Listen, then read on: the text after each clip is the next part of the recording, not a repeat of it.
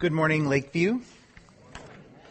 It is I am thankful to be here and to be encouraged by you, but I'm going to confess I'm also thankful because Sunday morning right now represents the end to a long week for me.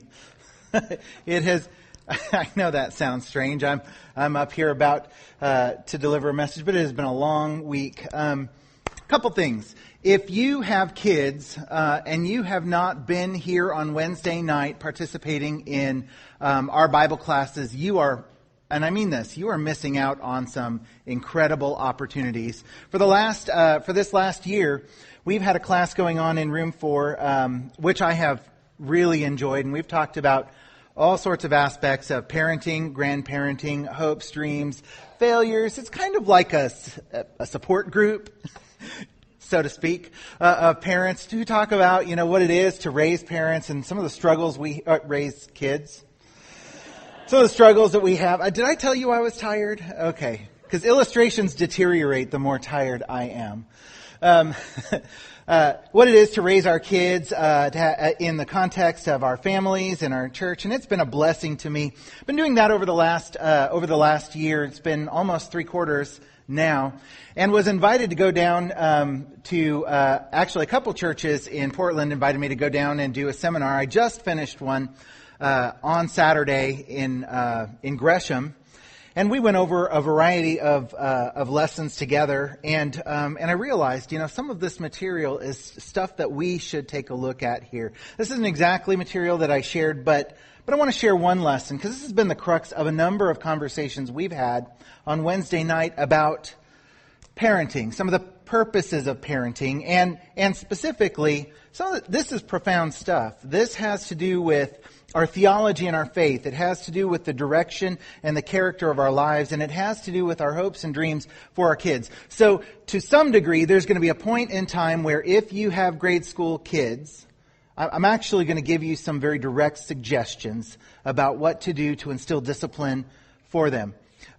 If you don't, you need to keep your ears open anyway, because you'd be amazed at how much of this material addresses me as an adult, my relationship with Christ, and how I function in the world today. Okay, and first, before I deal with that, I want to read this for you. In Proverbs chapter 25, starting with verse 26, it says, "A man without self-control." Do you hear me? "A man without self-control is like a city broken into and left without walls." A man without self-control is like a city that has been broken into and it's left without walls. Many years ago now, my son was about 4 years old, and as it's always been the case, that I enjoy summers in the Northwest. And one day I remember being out in my backyard working on the garden for something, and Jesse was out there palling around with me, and like a good dad, he called out for my attention, and I ignored him, and I continued doing what I was supposed to do, which is get this task done. He called out again, and he said, "Dad, look, Dad, look." And I ignored him because I had a task to finish. He goes, "Dad, look, he likes me. He likes me.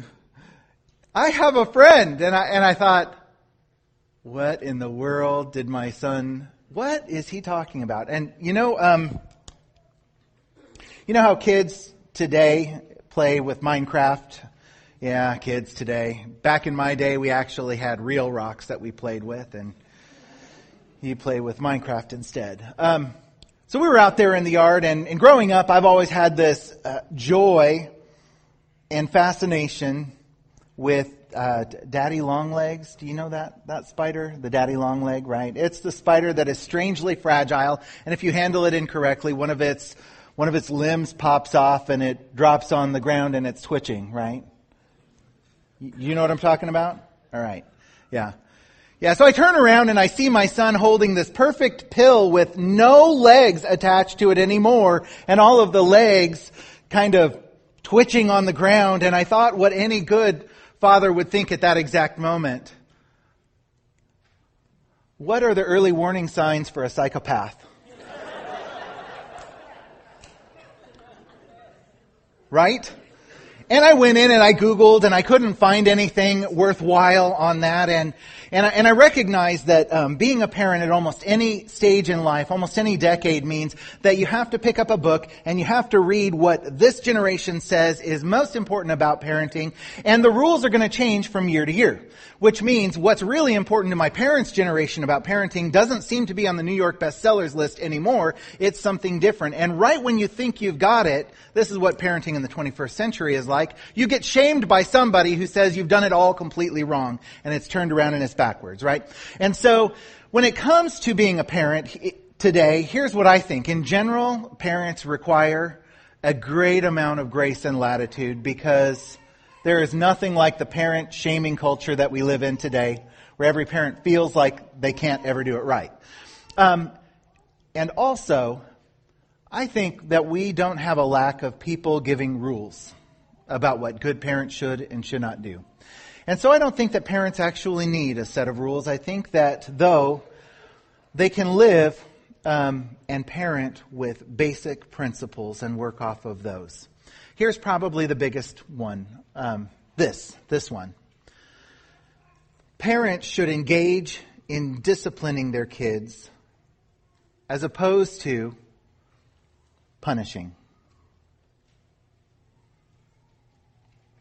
Parents should be interested in discipline much more than they should be interested in punishment. Now, that's not to say that punishment doesn't have a place in the concept of discipline, but it is to say that punishment and discipline as we use them today seem to almost be interchangeable words, and they're not. Punishment and discipline are radically different ideas. Let me draw a really sharp point to that.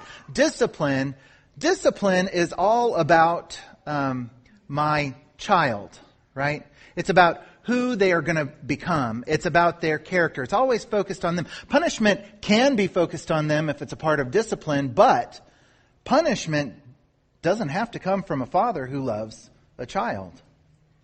I can be punished by the United States government that maybe doesn't care that I develop character. I can be punished by somebody that I have done wrong to. And there is no relationship at all and no interest in me. They're only interested in themselves. A punishment is, you do this and therefore this happens. Now, while that can be a part of what it is to discipline a kid, it's not the big picture.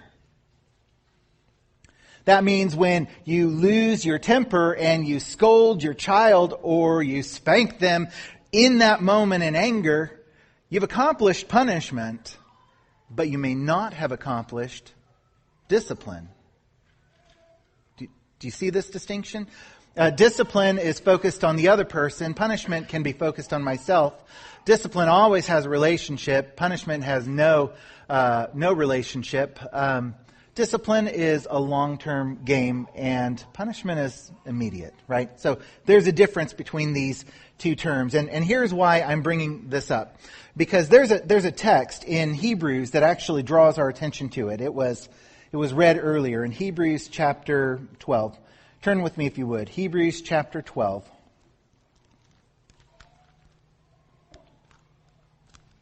We're going to take a look at this text.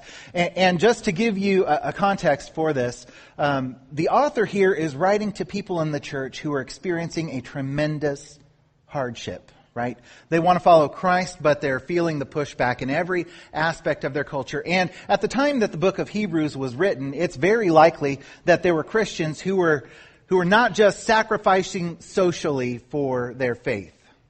Right? Believers do sacrifice socially for their faith. If you haven't experienced that yet, in the Pacific Northwest, not enough people know that you're a believer. I'm serious about that. Right?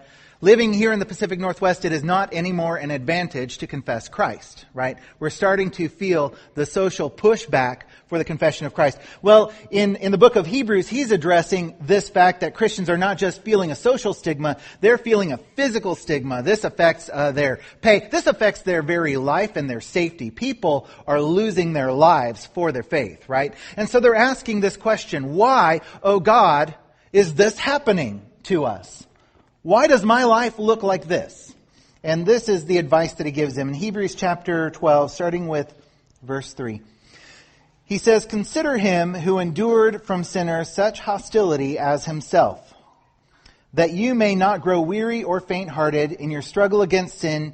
You have not yet resisted to the point of shedding your blood." He's like, you know it's bad, but you haven't given your life yet, and Jesus did, right? And he says, "Have you not forgotten the exhortation that addresses you as sons?"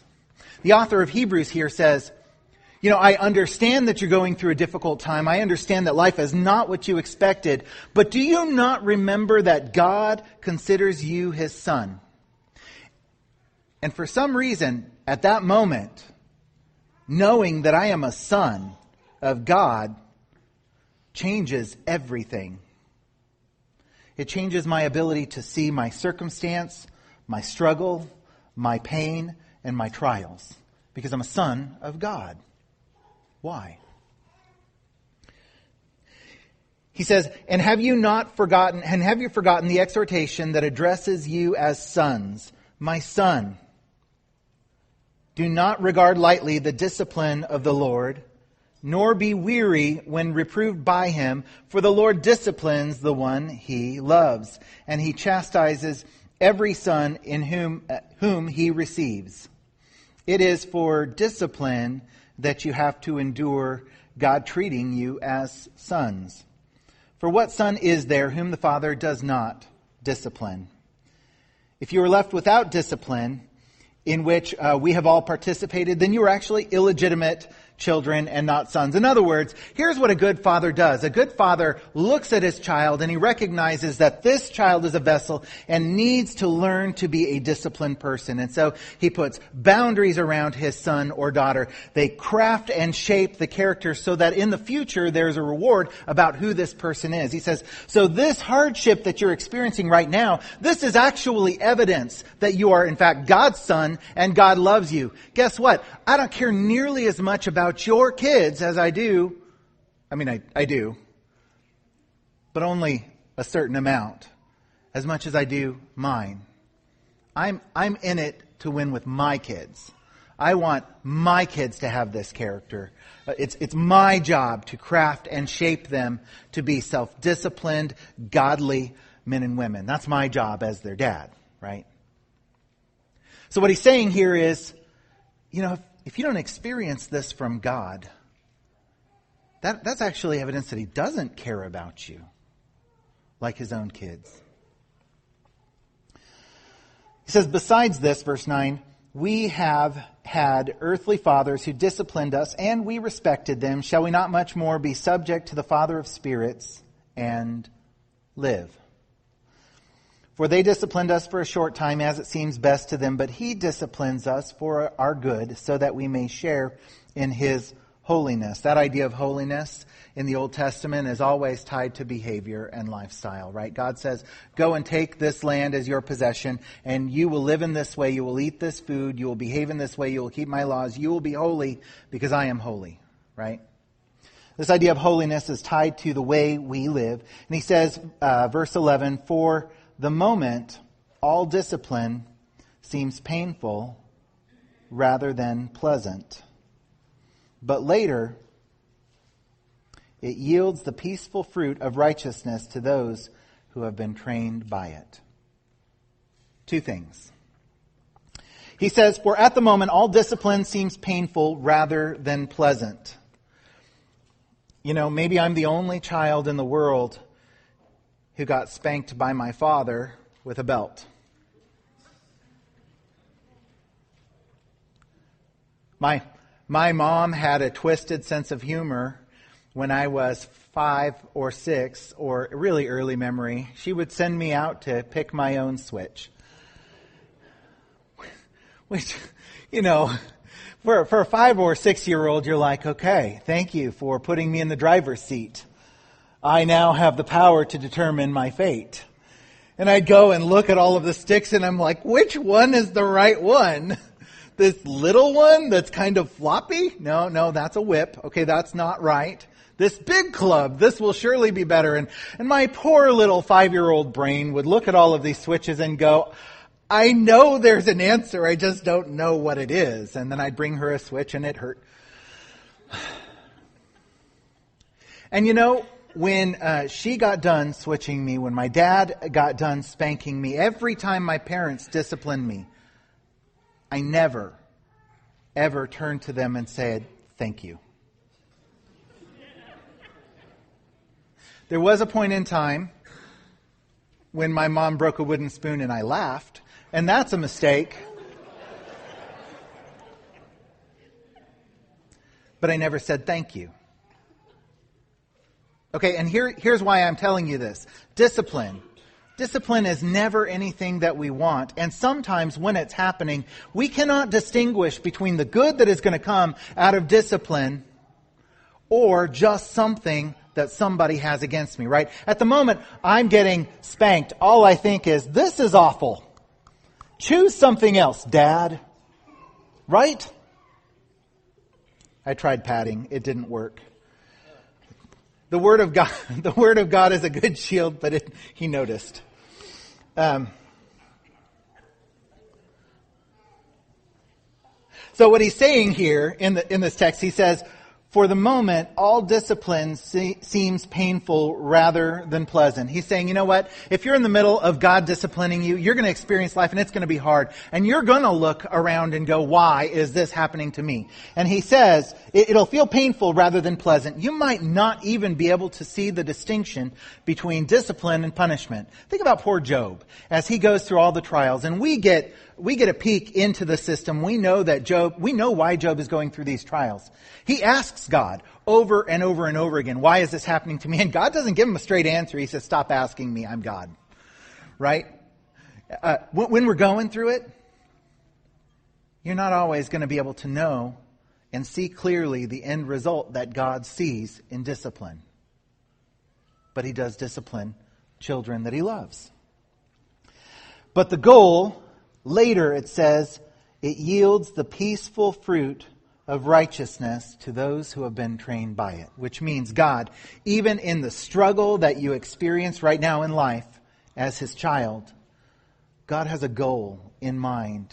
Your character is being shaped by those moments. That pain that you consider unbearable, that loss, that anguish that you'd rather dismiss and run away from. God is shaping you and crafting you for righteous purposes. Do you hear me? Okay. He's interested in you in the long term. Parents, this is what I mean. Now this changes. Do you see how this changes everything? Right? The adversity that you go through, the pain that you go through. This question, why, oh God, do you have something against me? Transforms the moment you recognize that God is a God who loves you, that wants something good for you, that at the end of this race there is something better in you and your character than you have right now because he will shape you through it. That's discipline. Discipline is for you.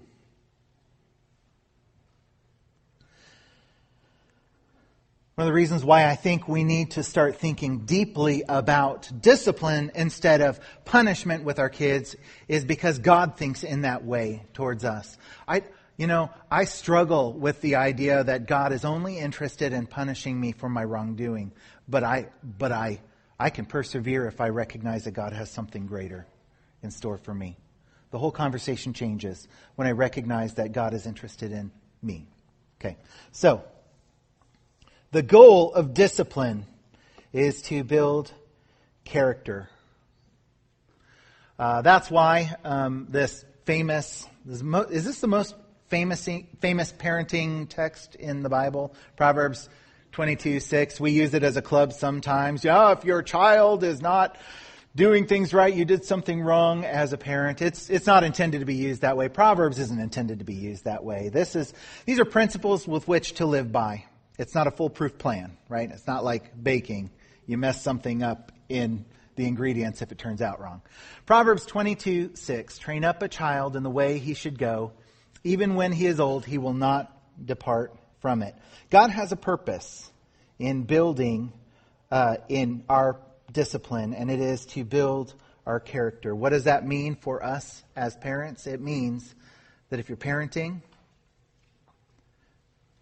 make those choices carefully with purpose for the future of your child so that they grow with great character. And let me pop through a list of a handful of things, and this is not this isn't a finished list, but these are some principles. This is a list of 6 things that I think are actually important for us, parents of young kids, that help to craft the character of our kids. Okay? Here you go. Punishment with love. Okay, I think in general most of us can agree that Dad saying this hurts me more than it hurts you is a flat out lie. Right? And I heard that several times, and I'm like, Dad, come up with something better than that. Please, that's just a lie. But what he meant by that is true. It's hard to apply discipline to a kid when it's time for punishment. Because the kid hurts, and you hurt for them, right? And the only way to make the distinction that this is not punishment for punishment's sake, this isn't punitive, is that the kid, your child, understands that it's happening in the context of a relationship, that you care about them, that you love them, which means wherever the punishment takes place, make sure that the hug isn't very far away. I mean that. And that's important because because more and more we live. Do you realize how much of a touch-phobic culture we live in right now? I mean, this is beyond being a German. We're touch-phobic. When I go to get change at Starbucks after giving them a $10 bill and receiving $1 and some change. Good night, that's out of control. They're always surprised because they reach for my right hand and I'm left-handed. And you will watch them shimmy as they try to figure out how to toss the change in my hand and the bill so that our hands don't touch. And when it doesn't work properly, I notice. And so do they. I mean, like, we don't touch. We've become a group of people that are completely isolated from each other. And there was a study done in 2000. It started in 2000. It's called the Bucharest Project. If you've been involved in education or childhood development, you might actually be aware of this. It was when Romania first opened up its borders, and the Western world started to realize that in Romania there are orphanages. I mean, like full-on orphanages, like Annie orphanages, where kids are gathered together and they receive food, kinda. They have beds to sleep in, kinda. But they're herded together. There's no meaningful interaction with adults. There's no opportunity for them to find somebody who loves and cares about them completely, right? And what they found was this group of kids in Romania lacked affection. Growing up, they lacked affection because they had no meaningful contact with adults. No, babies did not have an adult to rock them to sleep at night. They were left to cry. Children didn't have anybody to they didn't have a lap to sit in for an adult to read to them. They didn't have somebody to hug them when they were hurt or wounded. These are kids who were neglected, right, in every way. And in every station in age and life. And so we did what any good Western power would do when you find kids that have been abandoned like that in the system. I don't know what possessed us to do this, but we launched a long-term study about the effects of neglect. And we took 130 kids out of that system and placed them in foster care. Foster care is different than an orphanage, right? Foster care is where a kid comes to a house. He's given a mom and a dad, and they say, "We love you. We care about you. Your hurts are our hurts. We're going to pour into you." Radically different system. what they found after studying these kids over the years is that the kids who experienced neglect, a lack of human contact, touch, and meaningful interaction, the kids who had no adults invested in them, started developing problems. Wide-ranging problems. Problems you would never... Okay, you know how people say sometimes when dad is distant, somebody grows up with daddy issues? Right? That's how we call it in the Western world, right? This is way beyond daddy issues. This is their brain chemistry changed. You could put them under an EEG and their brains read differently than kids who were put in foster care. And those kids, as they developed, they struggled. They struggled in cognitive function. They scored lower on IQ tests. They struggled with motor development and language. They showed deficiencies in empathy and socio-emotional behaviors and had a higher degree of psychiatric disorders. Now, here's why I'm telling you this. It's because when kids have a lack of meaningful touch from their parents and adults who care about them, the more we do this, the more we learn that brains are actually, there's chemistry in our brains. And an absence of certain chemistry at certain times profoundly affects our brains.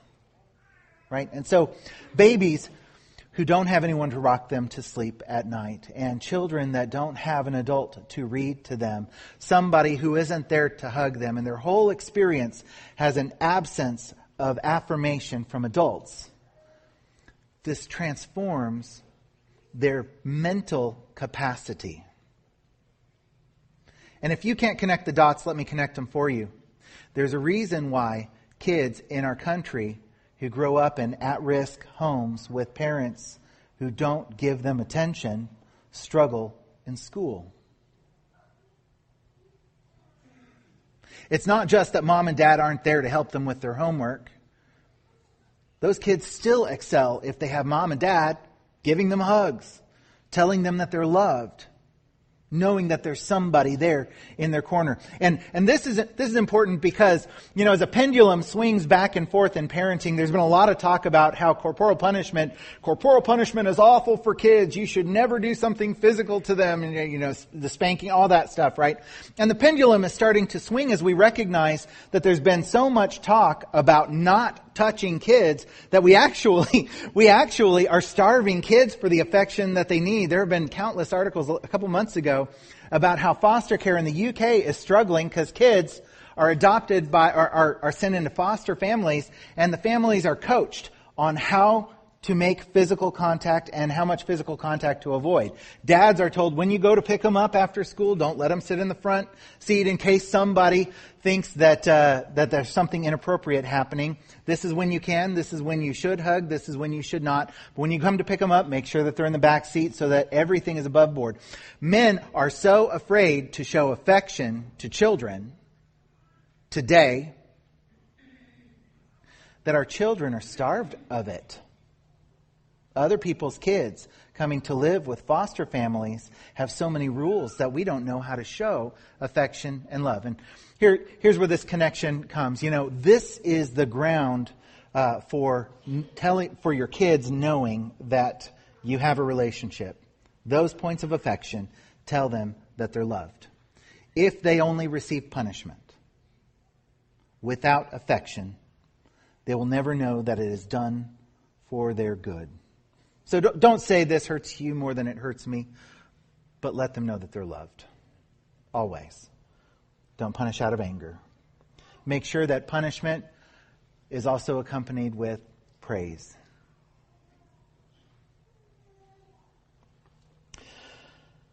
Another helpful tool for creating discipline in kids is boundaries.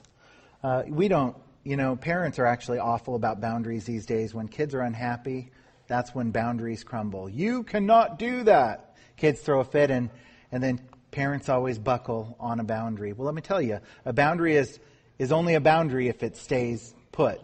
The moment the door opens, a kid recognizes that this is not a boundary any longer. And boundaries are important for how we think about who we are. This is how you tell a kid, this is where you're at. This is who you are. This is who we are. This is the boundary. We don't go past this one. We don't go past this one. We don't go past this one. These are the boundaries. When boundaries are removed, kids don't know who they are. So let me encourage you, parents, boundaries are good. This has to do with developing character in your kids. Routines. This sounds like we're just stifling things here, but let me tell you, routines are valuable. Have you ever noticed how if you have a good Saturday where you get up but you don't have to start the routine as though you're going into work, and suddenly 3 hours later you're like, well, why hasn't my day started? There's a reason for that. It's because routines actually help to reset certain things about how our brains work, right? Kids need routines. They absolutely need a bedtime routine, a wake-up routine, maybe a lunch routine, and they need to know that that's how you gear up for your day.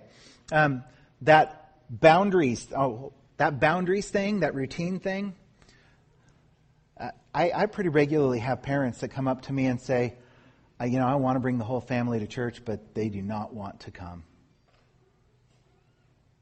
For real. This happens. And you know what? I think at some point in time, we had those conversations in my house too. I'm a preacher, right? So I'm going to be here on Sunday, right? But not just because it's my job. My kids have been raised to understand that this is a routine that we have, and it is a boundary that we expect that we're going to be with God's people on Sunday. So much so, when we were on vacation for our anniversary, we were on this massive road trip, and I was just curious. My kids hopped in the car and went to church as though there was nobody leaning on them, no kicking and screaming, no none of that. Well, that happens because every time they ever kicked and screamed, that boundary never moved. The routine for getting ready on Sunday morning is more rigid than the routine for getting ready on Monday or Tuesday or Wednesday or Thursday. And those help to frame who we are. Routines are important for discipline with kids. You notice discipline is a much broader idea here than just punishment. Chores. Oh, good grief. Please give your child chores. No, I'm serious. When they go to college and they don't know how to do their own laundry, come on now. That's worth an amen. Okay. But chores are more than that. It also helps them to identify that they're a part of the family, that they're pitching in with the family, that this is their identity, this is their tribe, this is who they are. They don't all have to be the same chores, but they need some because that is their responsibility. Helps them to know who they are. Oh boy. Did you know that the average teenager, 12 to 18, spends 9+ hours in front of a screen every day, not including their time in front of a screen at school?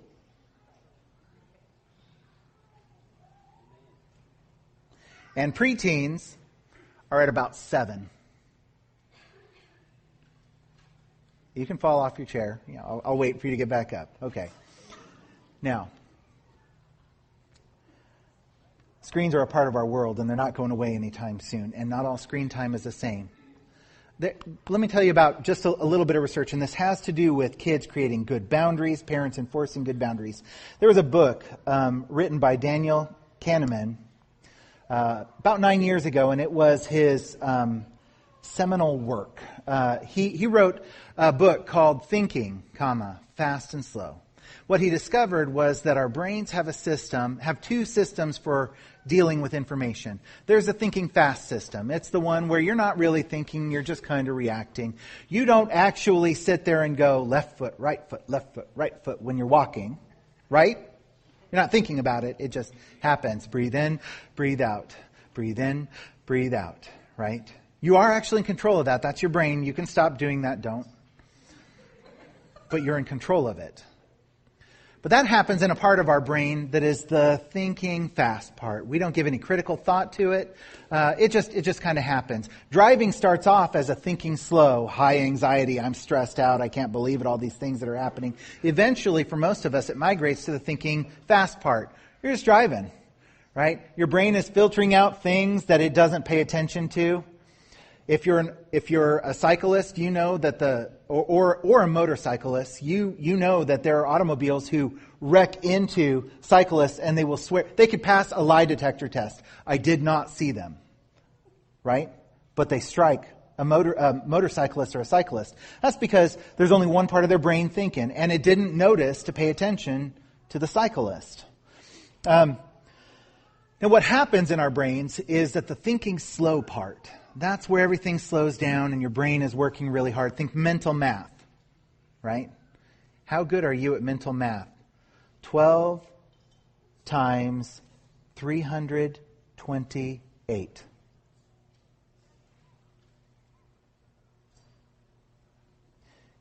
Yeah, just trying to give it thought right now and you're like, nope, I'm not going to. Because it's hard. It kicks into a part of your brain that starts eating resources that you don't normally want to. This is called the thinking slow part. Your brain starts ramping up and you think very carefully and methodically about what this is, right? The thinking slow part, when you study and you're learning something new, you're thinking slow. Every time I write a lesson or I get up to preach, I'm thinking slow about what the next words are. This takes energy. What they found was that this actually depletes energy stores in your brain. Your brain is consuming glucose in exactly the same way that a runner's body and their muscles store glucose, and after they're completely spent, for some reason you can barely walk because there's literally no energy left in your muscles. Your brain works that way with thinking slow, which means the more energy and interest, people call this emotional investment, but it's not. This is actually your brain ramping up to think carefully about something. When your best friend is, all right, junior hires, when your best friend just broke up with their brand new boyfriend and her world is ending, and for some reason you're really deeply invested in this, that's why you get tired too, right? Okay. This is still thinking slow. You're invested with your entire brain. And it absolutely exhausts you. Not all screen time is the same. Watching TV is not the same. This is thinking slow. This is easy. But when kids are required to go on the internet and do research and research and research and research, and suddenly the entire world is now available to them, and their friends like to Instagram and Snapchat all the junior high drama that they're suddenly invested in again. By the way, this exact point, yesterday at Metro I was talking about. I have a brand new phone. I don't know how to silence it. And at this exact point, I was 5 minutes into 3 different people trying to get a hold of me. And my phone was buzzing and buzzing and buzzing and buzzing and buzzing. Instant messenger, texts, and a missed phone call. And everybody in the room was looking at my phone, wondering if I was going to pick that up or answer it, wondering what was going on over there.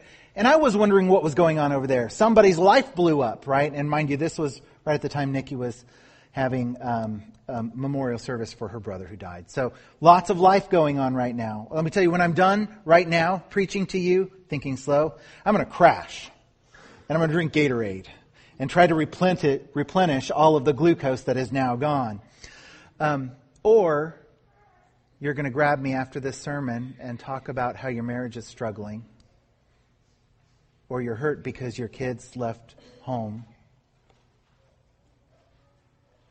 And I'm going to be invested in that. And if you don't find me here, you might find me on my phone later. We live in a culture where being so connected actually depletes us and makes us run on zero. And this technology in the hands of our children is not good because they never get a break. You know, your brain, the only way to get that back in your brain is to take a break, to sleep, to rest, to hide, to turn it off. Not all screen time is the same, but what our kids get on screens emotionally invests them into connecting when they need downtime. So, limit screens. Consider the kind of screen time your kids get. This helps them have downtime. Oh yeah, this. And another one. Hey, you know, I know it's an American thing to decide that everything is going to be go, go, go, go, go. I don't remember who said it first in a book somewhere. Consider a frog day. Maybe that Saturday where nothing is scheduled, maybe nothing should be scheduled. I don't know why it's called a frog day. Maybe it's because you hop around. Take a day off with your family to rest. To rest. No, I'm good. And this last one, early bedtimes. Good grief, your kids need to sleep for their brains to be ready for the next day. Now, the funny thing about all of this is none of this really, you're listening to this list and you're like, yeah, this is good stuff for my kids. All right, yeah, we need to. The last three are all about kids actually taking a break in life. And as I'm telling you this, and I've already told you I'm like exhausted right now. Yeah, and you know that you hit that point in your life as you move from one thing to another because we honor and we respect productive people who are busy. Hey, how you doing this week? Well, I'm really busy is almost always the answer somebody gives. It's great to be busy. But you actually need to take a break too. You need to take a break too. All of the world's most famous artists, great towering intellects, did not have the work ethic that we lift up. They took breaks and then did incredible things. In this day, we actually need to talk about this, the ability to Sabbath. Okay? And all of this because I want kids who are raised with great character and discipline and self-control. I know it's not a list that you can just open up. But the 7 deadly sins? 6 of those are all about self-control. When you go to nuke a burrito, so it only takes 30 seconds for you to get your meal, you saved minutes off of previous generations. And you fill that with something else because you're going to multitask while that burrito is being microwaved. And the idea of self-control is that it's better to not sometimes. It's better not to give in to the impulse control. It's better not to talk. It's better not to eat. It's better to not. I know it's last on the list of the fruit of the Spirit, but self-control is actually there. And I want to draw your attention just one more time here to Proverbs 25, because this is where I'm going. This is for you, this is for me, this is for our kids, and this is my prayer for us. He says, Proverbs 25, starting with verse 27, it is not good to eat much honey, nor is it glorious to seek one's own glory. A man without self-control is like a city broken into and left without walls. So this idea of discipline, this idea is important for you and me, us as adults, and also for our kids being raised in a world without any boundaries, without any breaks, without any rest. I hope that your kids are raised with a sense of self-control as a part of the character that they are given through discipline. And I know that it is God's purpose for us that in whatever we're going through as a loving Father, that hard times produce discipline inside of us and a greater character. Like I said earlier, I know I'm already out of time, but like I said earlier, let me encourage you, parents, last week and this week, take this job seriously. The church here has tools and resources to help you. If you're not here on Wednesday, I hope you're plugged in somewhere and taking this parenting thing seriously. But be committed not to just punishment, but to the idea of discipline, which is much broader and about who your child will become. Because that's how God cares about you and I as His children.